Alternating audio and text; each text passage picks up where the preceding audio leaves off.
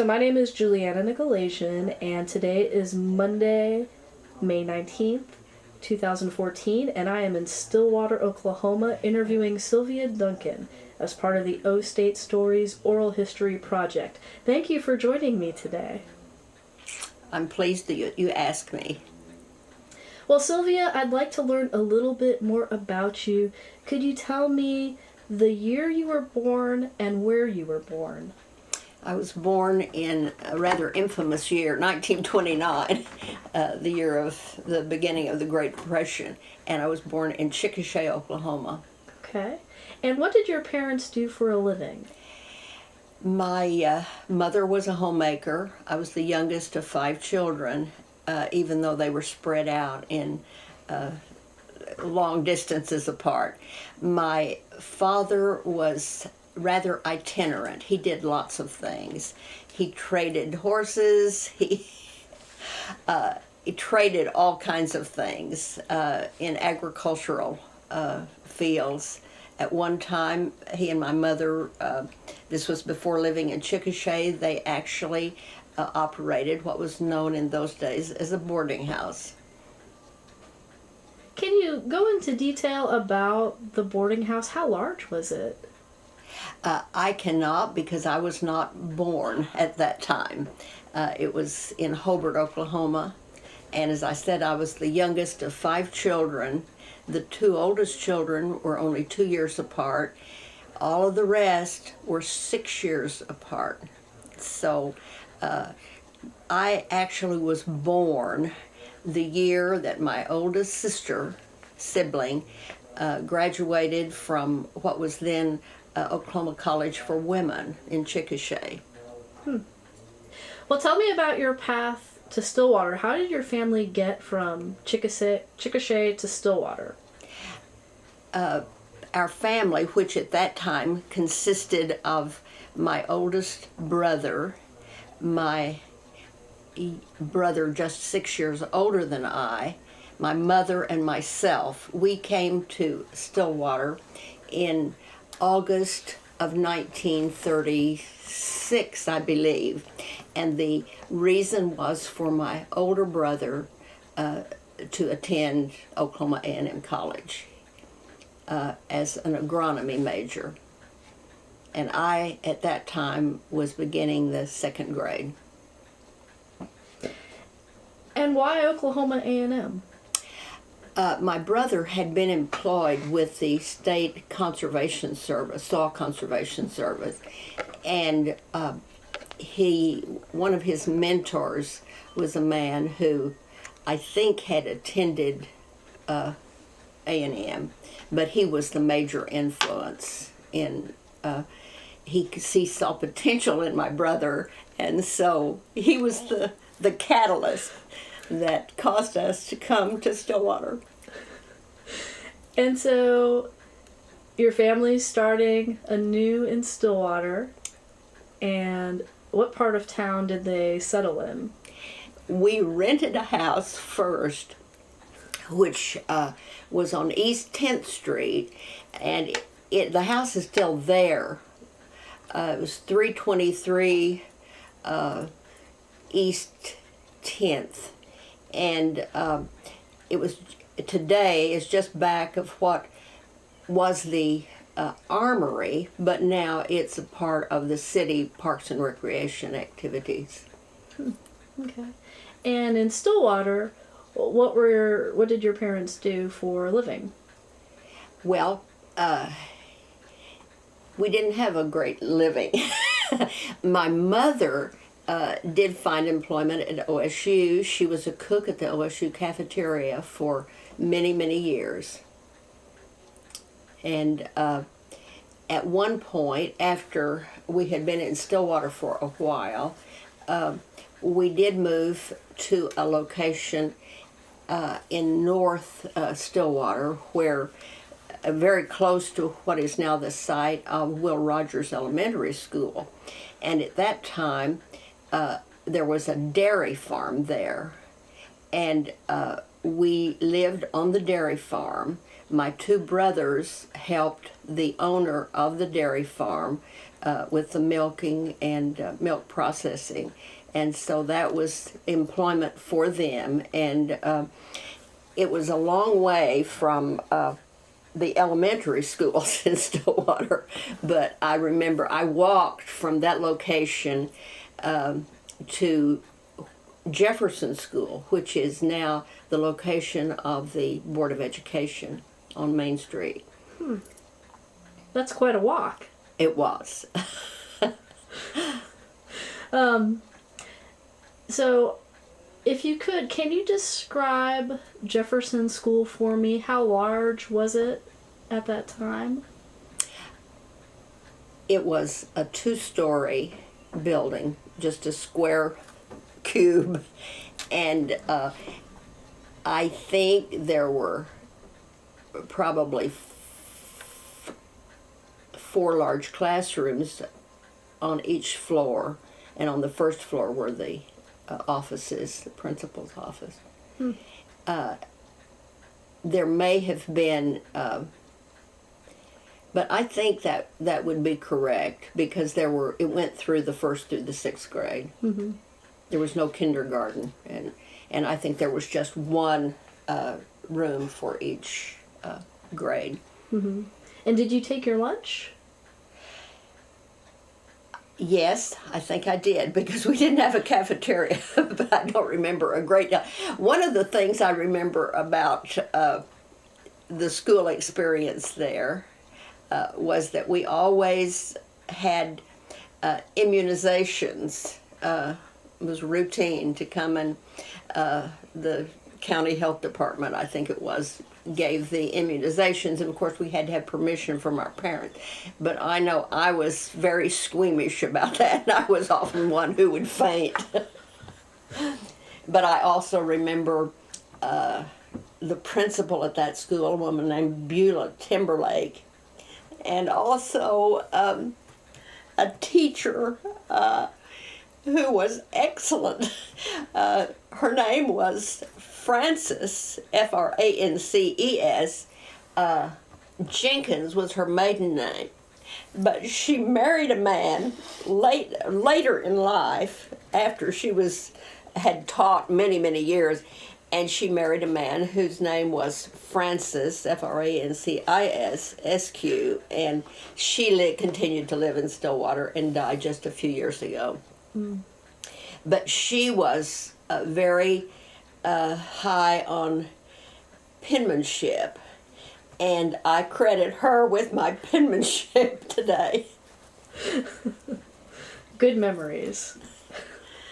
In a rough time, could you tell that Oklahoma was in the middle of the Depression growing up? Well, yes, I remember, and this was earlier, before we came to Stillwater. For a very short time, we moved from Chickasha, and this was, of course, I was a preschooler. We moved from Chickasha to the town of Rush Springs, which is about 20 miles south of Chickasha. And I remember that one of our main foods was sweet potatoes. They seemed to be plentiful and very nutritious. And so I have those memories of, but, you know, times were hard. Mm-hmm. Mm-hmm. So after Jefferson School, where did you attend? Well, to tell you quite truthfully, I attended, I think, every elementary school in Stillwater. When we first came, I went to Lincoln School. Then I attended a very small school that is now the Masonic Lodge building at the corner of Duck and Miller. And at that time, it was known as Norwood School. And then when we moved to this dairy farm, I went to Jefferson School. Then later, we lived in the west part of town, and all of these were rental houses where we lived. I went to what was Eugene Field School, and that is now the location where Consumers IGA is located. Mm-hmm. Was it challenging bouncing around school to school? I never did have any trouble. Uh-huh. I made friends easily, and my grades never did suffer. And so I can't complain. And then, of course, I went to Stillwater Junior High School, and I went to Stillwater High School. And those high schools were where there was North High School, which is where the Stillwater Community Center is now. And then there was South High School, where is now has been converted into the Stillwater Public Library. And in the latter part of my high school career, sometimes we had classes at the North High School and at the South High School. So between classes, sometimes you had to walk that block and a half or 2 blocks between the two schools. But I graduated from Stillwater High School in 1946. And a part of my high school, I took home economics courses and was active in what was called the Future Homemakers of Oklahoma, Future Homemakers of America, and actually served as a state vice president of that organization. But I probably took more math courses than I did home economics. So I have been a homemaker, but I didn't devote my career to being a home ec teacher or a home economist of any kind. Well, when you're in high school and you're thinking about the future, did you know what you wanted to be when you grew up? When I was thinking of going to college, I thought I was going to enroll in architecture and major in architecture, and that's one reason I took a lot of math. But I changed my major after I met my now husband, and he was an accounting major because his brother had an accounting practice already here in Stillwater, and so I changed my major to accounting. So let's talk about your path to OSU. Why did you decide to attend Oklahoma A&M at that time? Well, one reason is because I could be at home, and we didn't have that expense of travel or food and housing. But also, I did receive what was known as a presidential scholarship, and it was only $100. And I think it was just $100. It may have been $100 a semester, but I had that during my college career. And that was based upon academic record in high school. And I did graduate as salutatorian of the graduating class of 1946. And belonged to National Honor Society and those things that go along with that. Now, did you meet your husband at A&M, or was it prior to enrollment? I met him, actually, it was prior to enrollment. He had been in World War II in the Navy, and he returned from the Navy in the fall, winter, December, really, I think, of 1945. And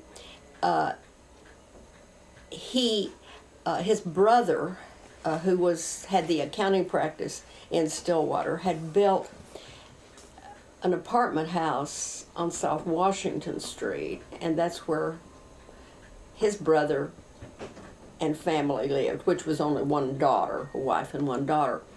But at that time, my mother and brother, just 6 years older than I, were living in an apartment in that apartment building that my husband's brother had built. But when my husband returned from the service, they converted a part of a double-car garage below into a bedroom for him.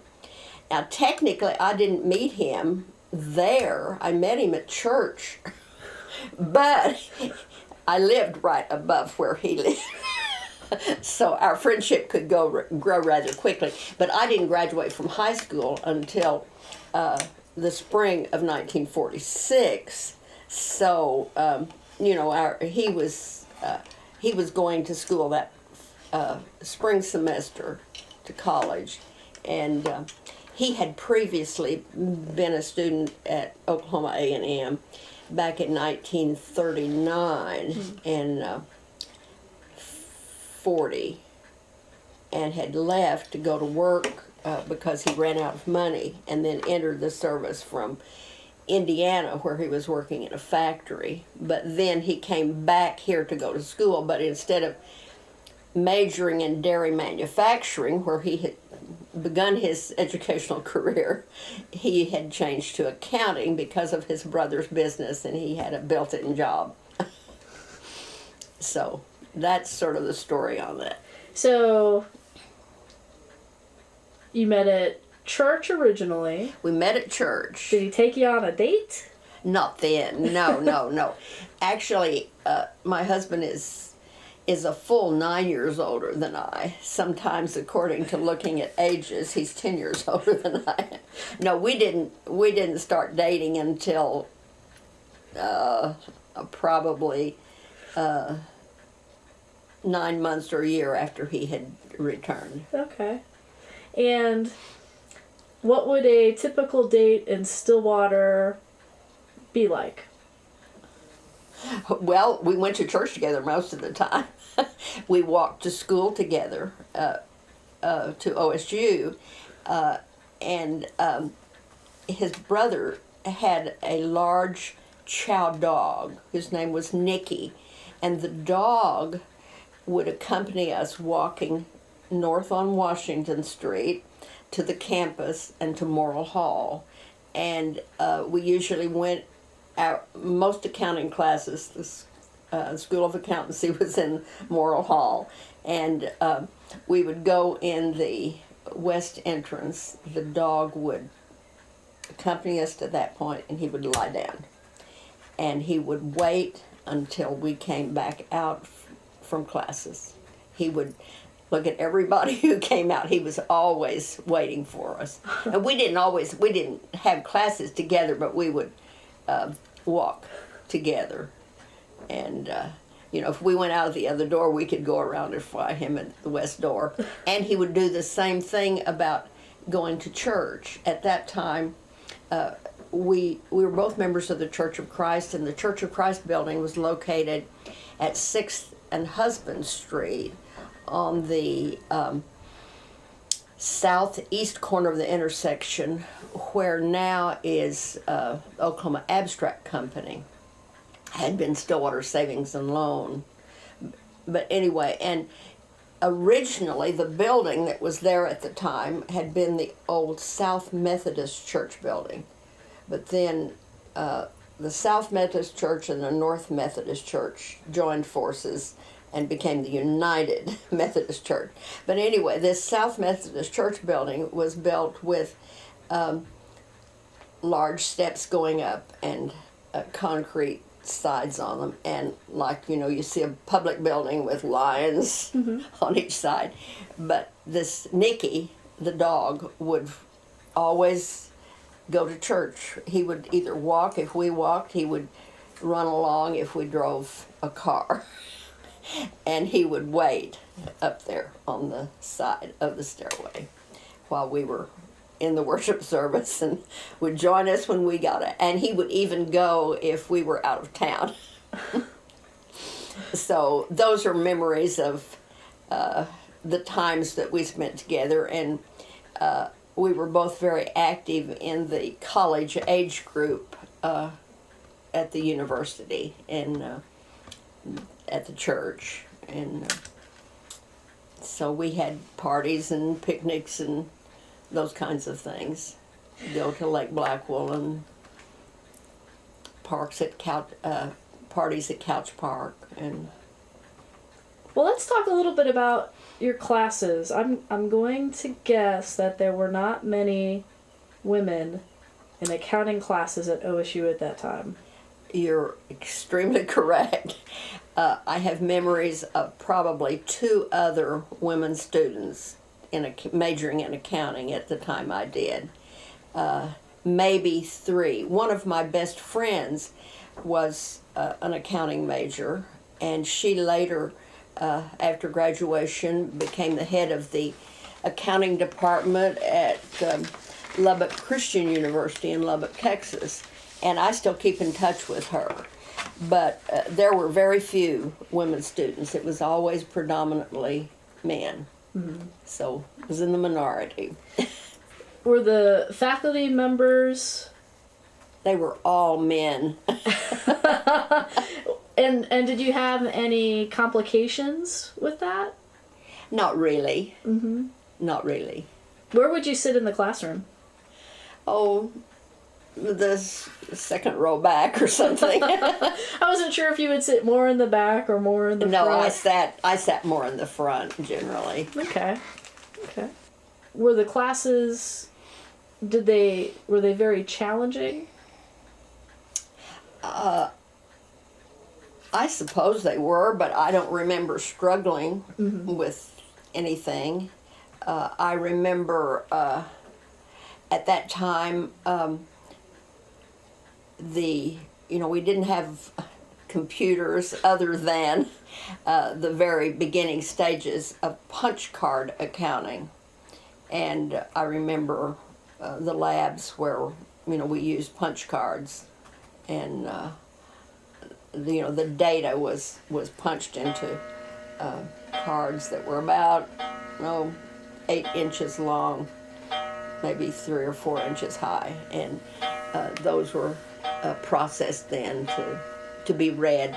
The technology was similar to like a player piano uh-huh. or a music box, but I remember that statistics classes perhaps were a little more challenging, but mm-hmm. I don't remember that particularly struggling. Mm-hmm. Were all of your classes in Morrill, or did you have classes in other buildings? At that time, this was right after World War II, and there was all this influx of veterans returning to the campus. And in what is now the parking lots to the north of Morrill Hall, that was a place where they put up temporary Quonset huts. And I remember a lot of classes in those Quonset huts behind Morrill Hall. Hmm.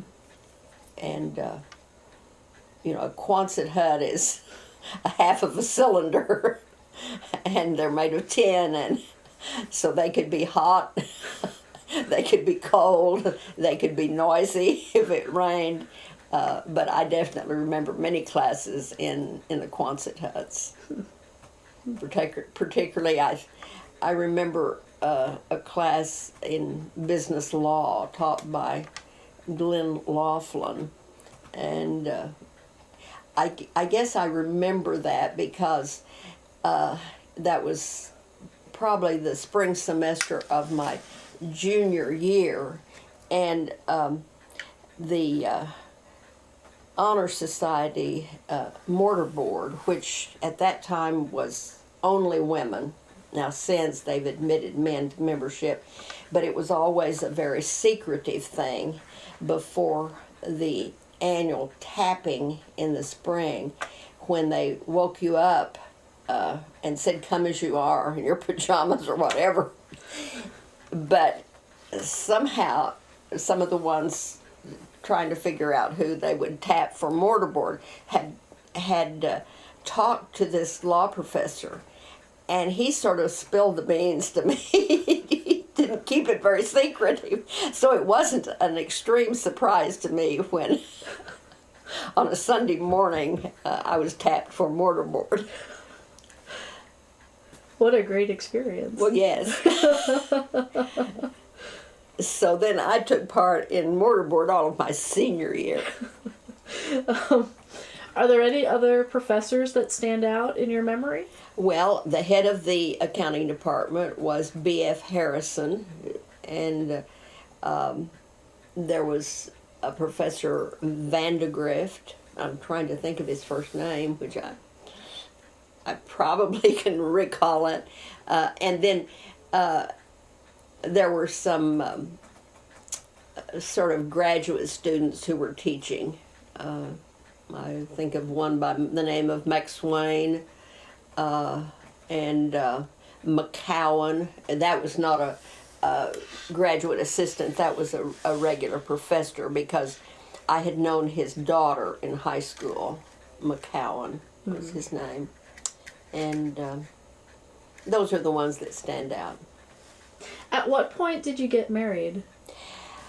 I got married on the day that my husband graduated from Oklahoma A&M, which was May 31st, 1948. So I had gone through high school in 3 years. And so I graduated from high school when I was 16. I went through college in 3 years. But I got married when I was 18 and graduated from college when I was 19. And that was on May 31st, 1948. But that was the day he graduated. Okay.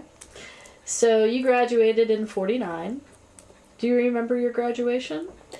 Yes, I do, but it was rather memorable. I remember the graduation exercises. I'm not sure, but there was a man in the speech department, D. Terry Martin, who always read the names. You know, you handed your name written out as you came up on the stage. And there was an accounting student, a man whose last name was Dodd. And I'd had classes with him, I knew him, but we were seated and went to the stage in alphabetical sequence. But when I handed my name, I had my name written as Sylvia Hodges Duncan. And this Dr. Terry Martin, he articulated very precisely, you know. And he called my name, this Dodd person had gone ahead of me. He read my name as Sylvia Hodges Dodd. And I walked across the stage. So that's the most memorable thing I remember about my graduation. Was it held at the stadium or No, inside Gallagher Hall. Okay, so it was in Gallagher. In Gallagher. Okay. Well, speaking of Gallagher, while you were a student, did you attend any sporting events? I went to a lot of the football games. I don't remember going to many basketball games as a student. Okay. No, and I did not go to wrestling. I remember taking phys ed in college because it was required, and that didn't help my grade point average. Did you have to swim? Yes. Can you tell me about the pool and the building? Well, it was, I was trying to think of the name of that building. It's of course what has been converted into the School of Architecture now. But the swimming pool was on the first floor at the east end. And that's about all I can tell you about it. But anyway, I took swimming, I took bowling, but I was not a phys ed major by any means. I was not physically inclined in those things. I passed the courses, but as I said, that usually was my B. Did you spend much time in the old library? No. I don't. I can't even visualize the old library. Okay. I really can't. Okay. And were there any campus hangouts you gravitated towards? Not really. Okay. Of course, probably the most well-known one at that time was swims, which was on the corner of Elm Street and Knobloch. And I had known a lot of the swim family, and they had daughters who were about my age. But there wasn't a lot of hanging out, because not only did I go to major in accounting and graduate in 3 years, but I worked most of the time when I was going to school as well. Well, let's talk about that. Well, I had worked even in high school. I remember, and it just seems ludicrous, really, that I typed and corrected a man's master's thesis when I was, I think, just a senior in high school, or it could have been when I was a freshman in college. And I worked for a time, and this was when I was in high school, for a man in the agricultural education department, a man named Don Orr, and his colleague Chris White. So I had that experience, and then I did that work for this man on his master's. And, I don't know why he would have allowed me to do that.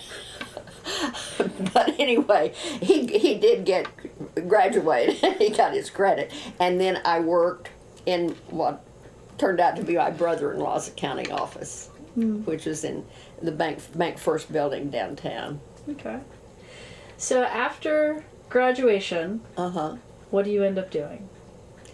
I worked in the accounting office downtown for, I graduated in 49, and I worked there until October of 1954. And when I graduated from college and I was 19, I was not old enough to take the CPA examination because you had to be 21. And so, of course, I had gotten married and I worked, but then, and we didn't have any children, and we adopted a baby girl in October of 1954. And so I set up an office in my home. And I had, of course, acquired some clients individually after, working after graduation from 49 to 54. So I had plenty of work to do in my home office. And so I maintained my home office from October 1954, and here I am today. However, at that time, we lived on West 6th Street, and it was in May of 1969 that we moved to this location. And this has been my office ever since. Well, fresh out of college, before taking the CPA exam, what was a typical day like in the office? Well, it depended on what you were working on. A lot of one of the things that I did most of the time, there was an older woman who worked in the office for my brother-in-law and whose principal client was the Stillwater Publishing Company. And she had strong ties to OSU because at one time her daughter had married the son of the then president of OSU, a man named Knapp, K-N-A-P-P, and there is a street in Stillwater today named Knapp. But anyway, this woman's name was Willa Douche, and that, of course, it was D-U-S-C-H, but she was a longtime resident. But she tutored me. She was my mentor on all the accounting processes for the publishing company and for the radio station, KSPI. And so that became one of my main clients.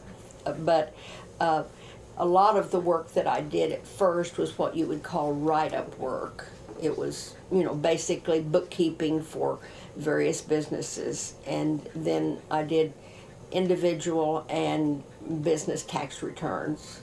And of course tax season was busier and all of it was manual. There was no computers, and your tax returns, we usually typed those or had people who typed them, and used carbon paper, and all it was manual. But it was 8 to 12 and 1 to 5.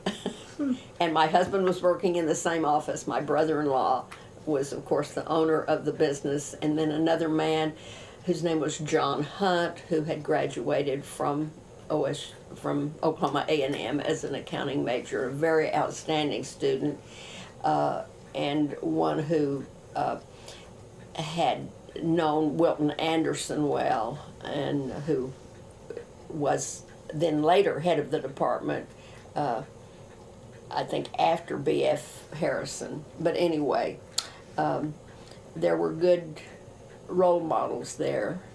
And so then when I left the office, I took all the work for Stillwater Publishing Company. I did monthly financial statements for them, and I worked for them even clear up through, I think it was 1997 that the Stillwater Publishing Company and the radio station was sold to this community newspapers organization, and which now owns and operates and at one time they had set up a radio station in Fort Collins, Colorado, the Poudre Valley Broadcasting Company, and I did work for them, and I had a lot of farm accounts with people with registered cattle and dairies, and in public accounting, you have lots of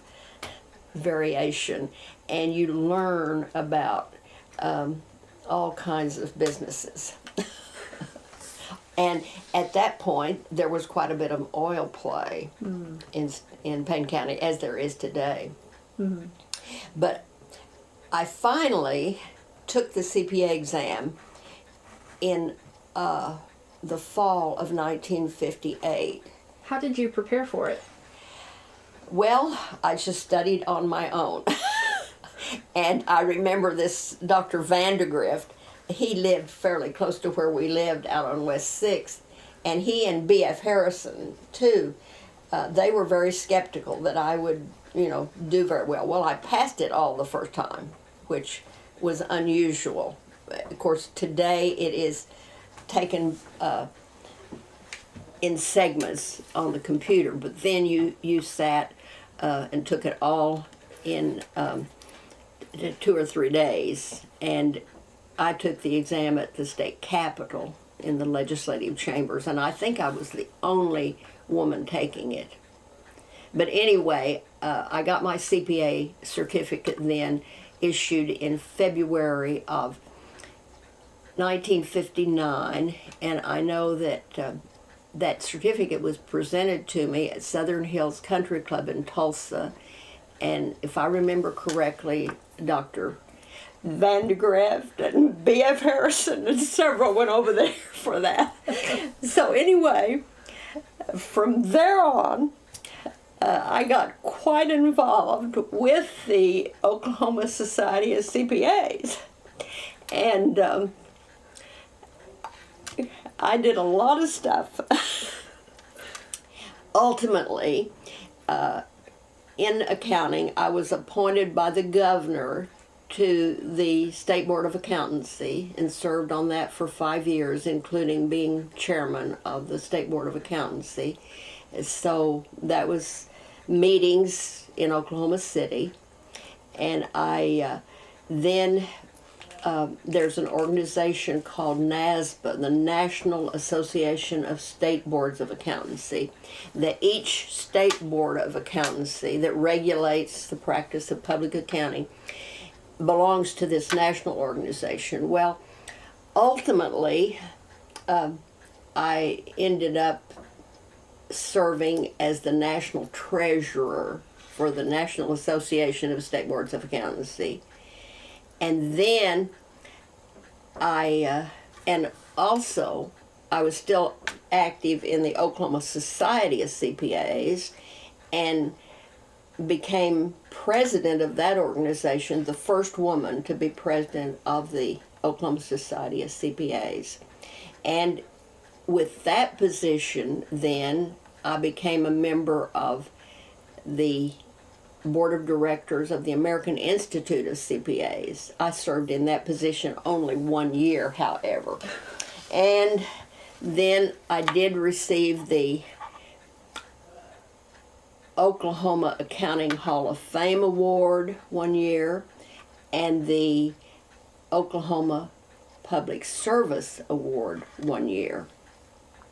So I got very involved in the professional organizations, and of course locally, Stillwater was part of what was called the North Central chapter of the OSCPA, and I served in all of the offices, and I still am the CPE coordinator for that chapter even today. Oh my goodness. And so, you know, I've had a really busy professional involvement in accountancy, and have sort of maybe broken the glass ceiling because I was the first woman chair of the Oklahoma Accountancy Board and the first woman president of the Oklahoma Society of CPAs. Mm-hmm. And of course now there are more women accountants than there are men, and there have been a number of other presidents of the Oklahoma Society who are women. And so that's where we are, I think. Well, with the accountancy board, which governor appointed you? Well, let me think. He was the one who had a little, was it Governor Hall? Had a little bit of Gotcha. problem. Gossip, yeah, we'll put it gossip. Well, looking back on your career in accounting, what has been some of the more rewarding aspects for you? Well, I think it's been the relationship with the clients, because they come to depend upon you, and it's a very personal thing, just like it would be with a doctor, because you know probably more about their business than they know. Mm-hmm. And I've had people who are my clients call me to ask me all kind of questions. And technology has seen lots of changes. Oh, yes. Uh-huh. I mean, we started talking about punch cards when you were in college. Can you just take me through some of the major technology that has impacted your work through the years? Well, principally the computer, and now you do very little manually as far as write-up work. People do their own bookkeeping in-house by using accounting software, and if I do accounting work for them, I use software instead of writing it in a journal and transferring it to a ledger and then making handwritten financial statements. So all of that is computerized, and I never did really take any computer classes. I just learned on my own. Mm-hmm. I learned by doing. Mm. And so I'm not as proficient in some elements as I should be, but I managed. You mentioned Wilton Anderson a little while ago. Did you have any interactions with him throughout the years? Very little, because I never did have any classes under Wilton Anderson. I remember being in meetings where he was, but I did not have a close relationship with him at all. And have you had any interactions with students in your professional career in terms of mentoring?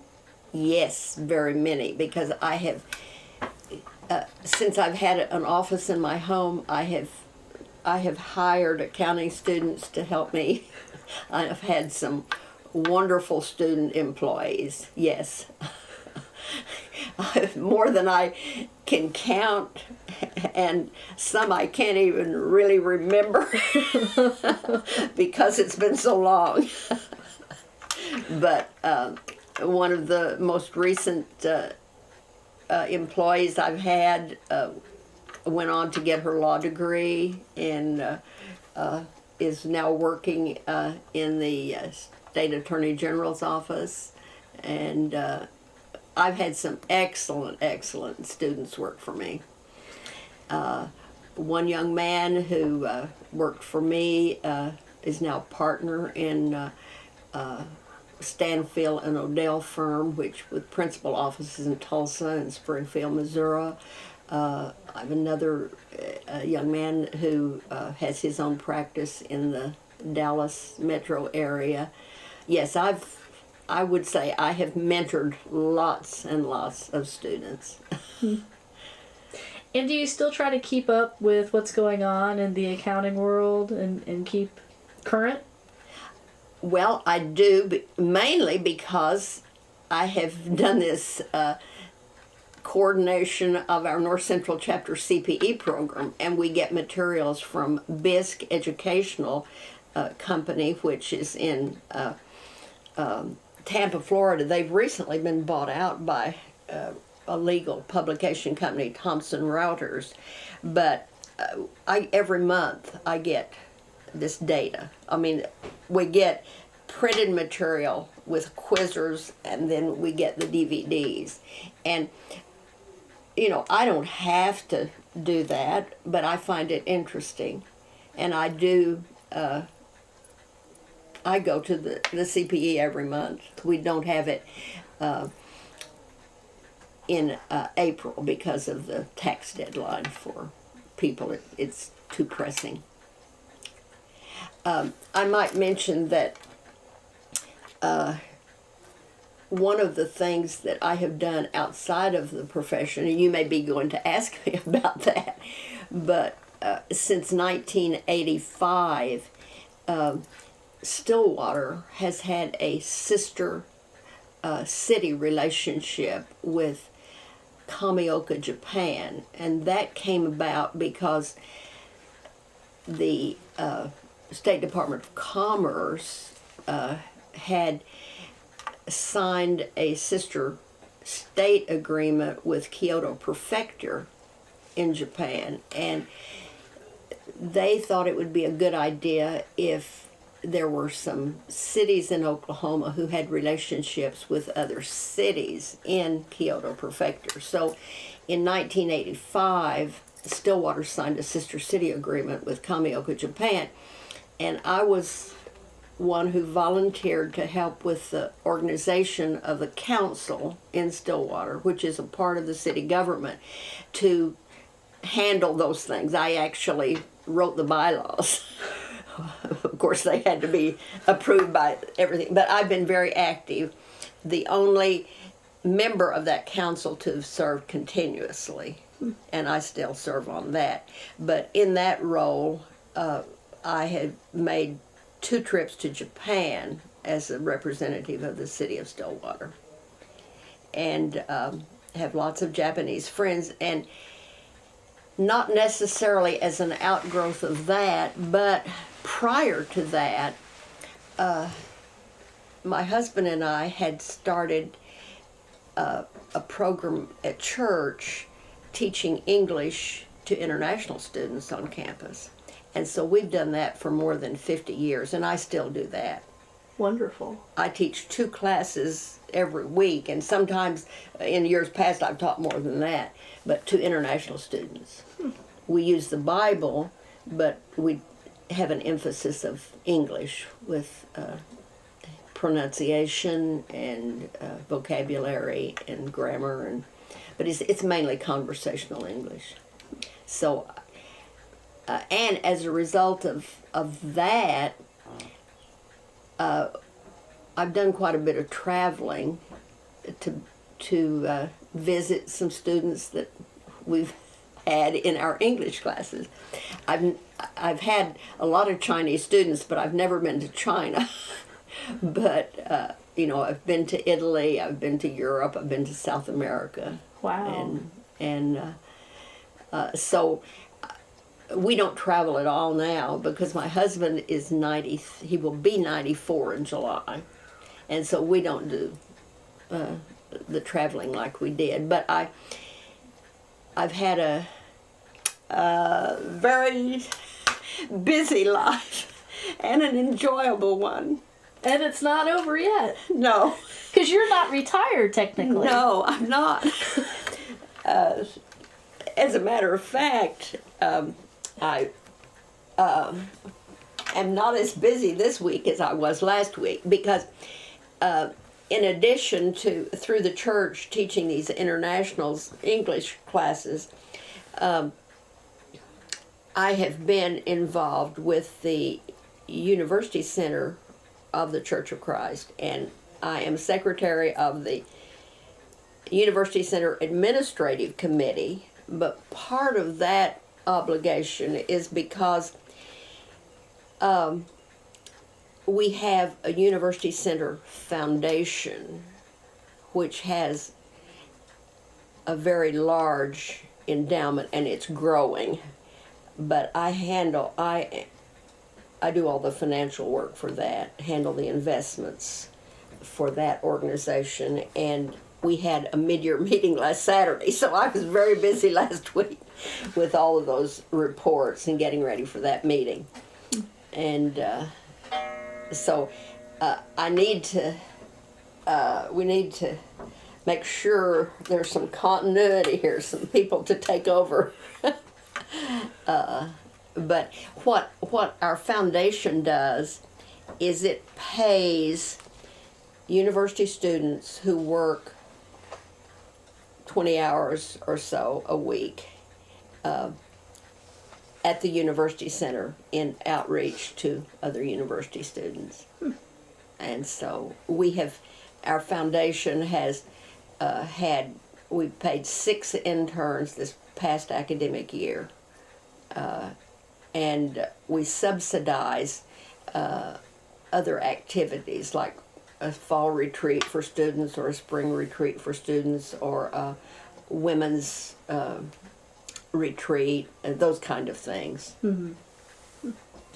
You mentioned your first child earlier in the interview. Can you tell me a little something about your children? All right.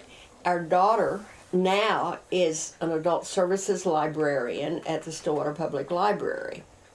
But she has 2 degrees from Oklahoma State University. Her first degree is in Spanish. Her master's degree is in TESOL, teaching English to speakers of other languages. And most of her adult life she spent in California teaching English to non-native speakers. And then she became interested in libraries in California, and so she decided that she would get a degree in library science, which is a master's in library science.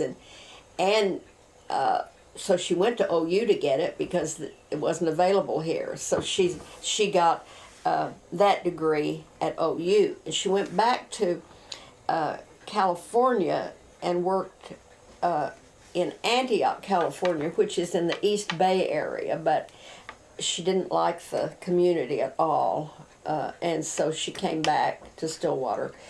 She has taught 2 different times at the English Language Institute at OSU, but she's now full-time at the public library as adult services librarian. And she had a short time taught at Texas Southmost College in Brownsville, Texas, and she spent time in Mexico, and she's very fluent in Spanish. Of course, she has a degree in Spanish, but she had lived in Mexico for a short time, and then by being right on the Texas-Mexico border, and she's never married, but she lives here in Stillwater. And our son has taken over the accounting practice that originally belonged, well, my brother-in-law had bought it out from a man who had started the business, and I think was a graduate of Oklahoma A&M. His name was Cassie Bingham, but the brother-in-law had bought that business in 1941. And then now, since I'm not in that office, the brother-in-law is dead, Mr. Hunt is dead, our son and another man, Ed Onley, who is a graduate in accounting at OSU, they have Duncan and Onley Professional Corporation, which is in Bank First building. And he lives here in Stillwater, and he has two sons who are both graduates of OSU. The older grandson of ours is a CPA, and he works for Bank of Oklahoma in the metro location in Oklahoma City, and he has done very, very well. He is in charge or in the area of commercial loans for medical facilities, for very large nursing homes, hospitals, those kinds of things. And he married a girl who is an OSU graduate from Elk City. Her name was Micah Edwards, and the grandson's name is Robert Duncan. And they live in Edmond, and they have 3 children. So we have 3 great-grandchildren. And then our son has a younger boy who is 7 years younger than Robert, and his name is David, and he graduated from OSU with a degree in graphic arts. And for a while he worked in Tulsa with This Land Press, which you may, I know Donna knows about. When I say Donna, I mean Donna Wilson knows about This Land Press. But last winter, I think it was in December, he changed jobs to work with a company which actually has their corporate headquarters in Stillwater. It's called Interworks, and it was begun by Stillwater High School graduates, and their headquarters office is out on Sanger across from Meridian Technology. But anyway, they have their headquarters here, but they have an office in the Oklahoma City area and in Tulsa, and David is with them in Tulsa. And he likes it very much. And then he does quite a bit of freelance graphic artwork as well.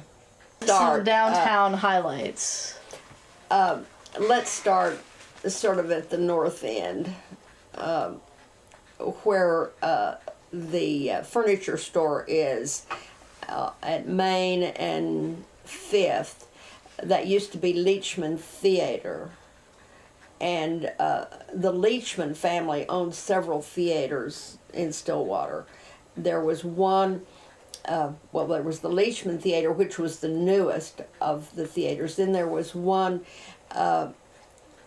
in the probably the second location north of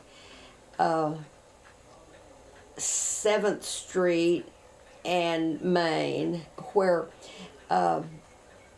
now Russ Tubner owns that building, and I think in there is the offices of Stillwater Medical Center. But in that area there used to be an Aggie theater, and that was owned by the Leachmans. And then in the block south on the west side, about where Rocky Mountain Chocolate Factory is, somewhere in there, there was another theater that the Leachman family owned that was called the Mecca Theater.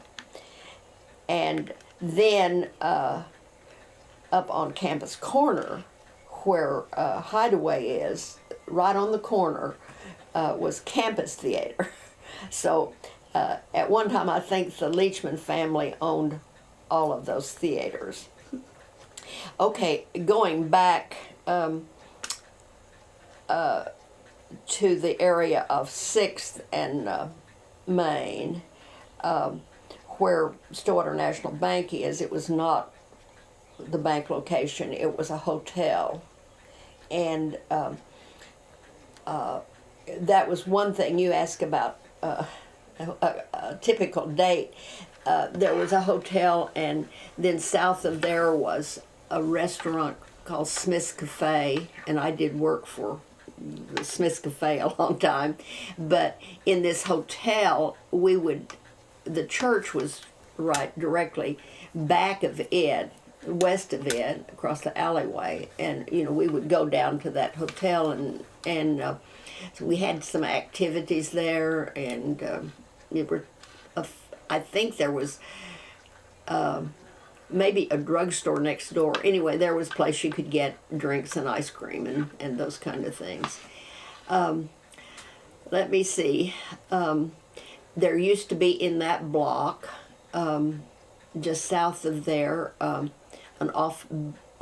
B&C Office Supply. Now they're now down on 9th Street. And then as you move on down that block, there was a men's store on the west side. I should be able to think of, because my husband probably still has some clothing that has their label.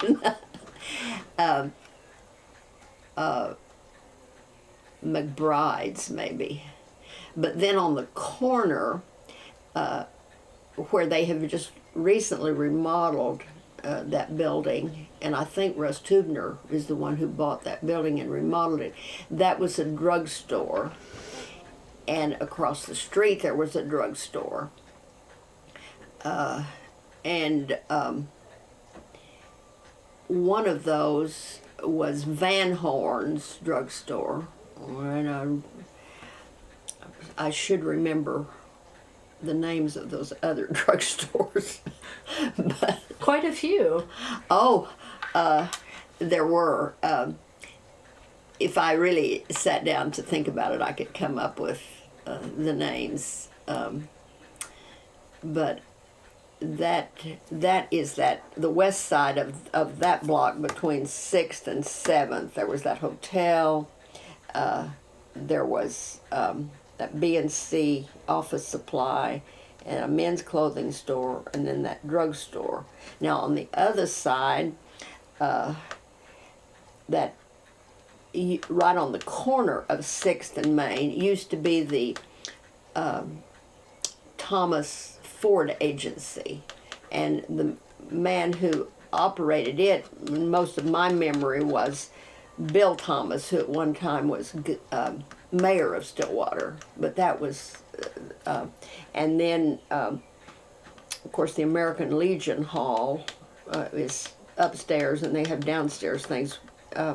They own that building where there's a barber shop in there now, and I was trying to think what else had been in there earlier. But then that Aggie Theater was there, and on the corner of 7th and Main, way back when we first came to Stillwater, this would have been 1936 or 7, there was a grocery store there, Cersei's Grocery. And then in later years, like when I was in high school, there was a music store there, operated by, Chenoweth and Green was the name of it, I believe. Then if you go across the street south, where now is that Brooklyn's restaurant, that for years was Cat's department store.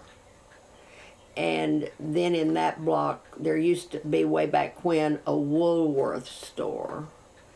And clear on down to the corner, there used to be a TG&Y, which was a 5 and dime store on the corner. And across the street, there was that Van Horn's. Back to 7th and Main, there was Van Horn's Drug, and then in more recent years, Bates Brothers Clothing.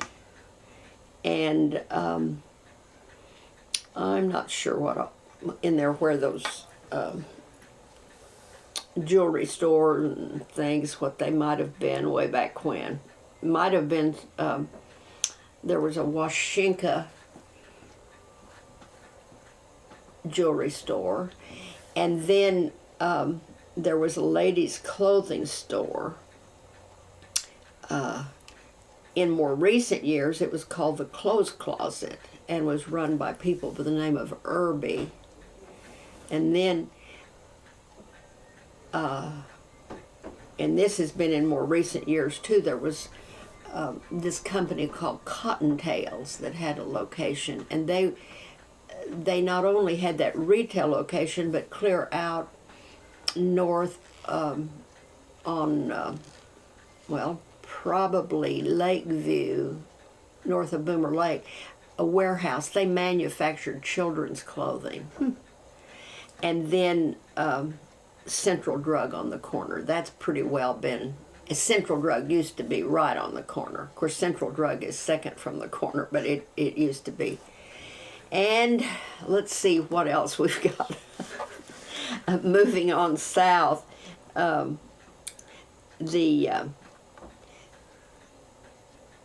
original, or the building that housed bank, well, it was First National Bank at that time, was demolished, and the new, I mean, the bank that's there now, Bank First, was built to the south. And I'm not sure whether Bank First really owns the land. I know originally the people that owned that gave Bank First a 99-year lease. Wow. Rather than selling it to them, because I was involved in that transaction. Then next to the bank was what was known as a Rexall drugstore. And I'm not sure what, there were law offices then in that middle of that block between 8th and 9th on the west side. There were law offices of Clee Fitzgerald, Don Worthington, and some of the Worthington people are still here. Clee Fitzgerald, Winfrey Houston, who is now retired, but later was in business with Lynn Osborne. But anyway, they had law offices in there. And then on the corner, way back, was a grocery store called Cooksy's.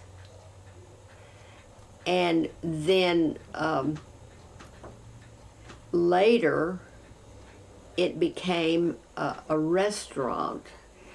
And the woman that had that restaurant was known as Ma Montgomery. That's what everybody called her, was Ma Montgomery. Anyway, it was a very good place to eat. But that was what was on the corner. And let's see, across the street, where that, is it called First Main Place, where that computer place is now, and you can walk through there on L-shaped, and their business offices. Kent Houck owns that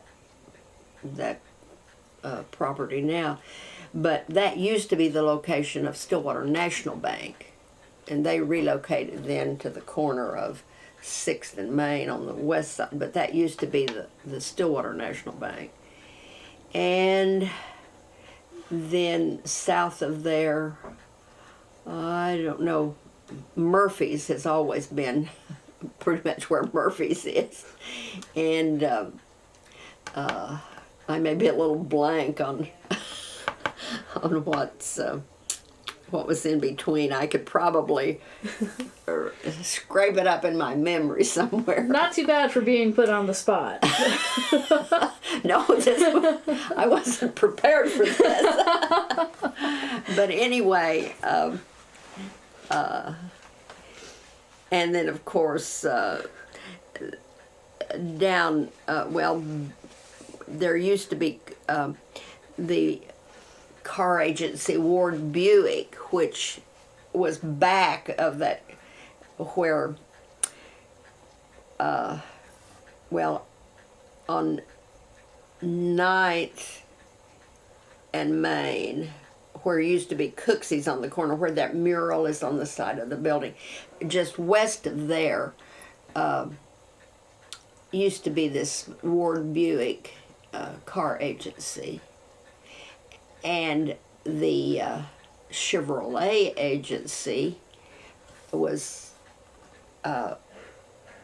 back of that First Main Place, back of the Stillwater National Bank on the east side, which would have been at 8th and Lewis Street, you know, across from the post office. And of course the post office used to be where now the OSU Art Gallery is. That was the post office, and then now it's on Lewis Street. I may be a little blank to tell you everything in between 9th and 10th. There used to be, there's a building down there that, it's the Mullendore building. And Mullendore's used to have, I think it was more of a, what you call a department store, dry goods, clothing and that kind of thing. And then at one time, that building, and this was when I was in high school, it was used for what they call Teen Town. And I know I was involved with that. It was a place for young people to meet, and they had activities and dances and all kinds of things to keep kids off the street. But that was in that Mullendore building. And that actually, my involvement with that is what led to my connection with this Don Orr, who was an agricultural education professor, and I ended up working for him because I had gotten acquainted with him. He was one of the adults involved with that, and as well as one of the Belatti family that owned Stillwater Publishing Company, the youngest of 3 sons. James Belatti was more nearly my age, and I know we were both officers of the group that were involved with that. I remember working with him on that. And then, of course, I had a lot of connection with James Belatti all through the years, and because he still is alive and lives here in Stillwater, because he, was one of the owners of the Stillwater Publishing Company and the radio station. I think I'll have to, some of those other businesses down on the, farther south, I'm sort of blank on what. They'll come to mind about 7 o'clock tonight. Right, I could probably fill you in.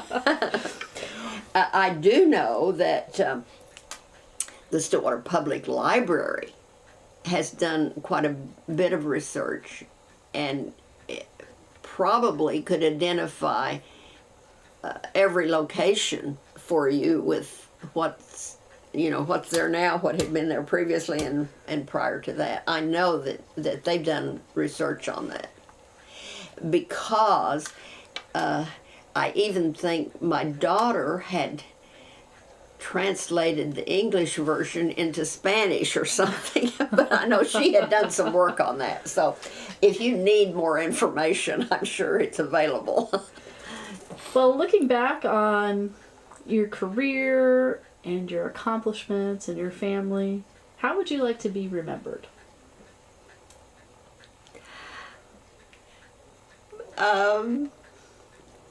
Probably as a Christian, as a follower of Christ, and doing the best I could with anything I did. And you've been in Oklahoma your entire life. What does Oklahoma mean to you?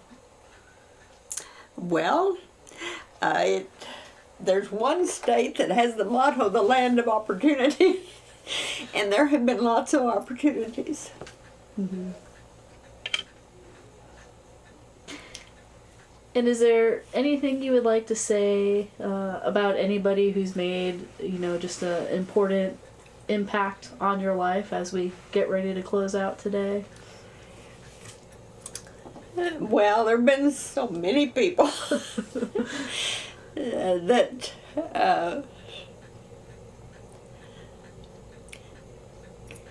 certainly I often think of a woman who this would be through church connections. Her name is Velma Fagan. She inspired me a lot, and I think I owe a lot to her.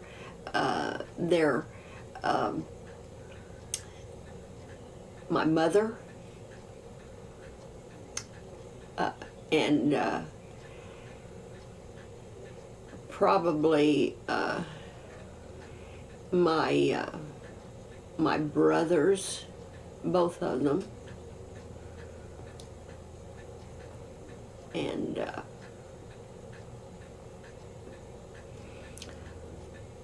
they're just countless numbers of people. And is there anything you'd like to add before we close on out? Anything I've mentioned, I failed to mention, I failed to ask? Well, I don't know. I don't know. I probably told you too much.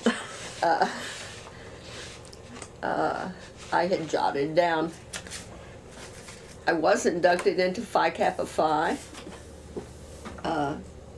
during my university career, even though it was short.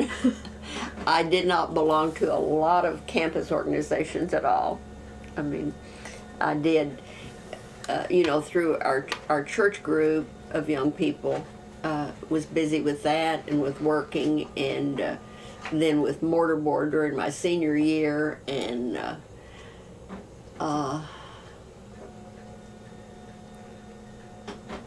I think we pretty well covered things. Well, Sylvia, thank you so much for joining us today. It's been a pleasure.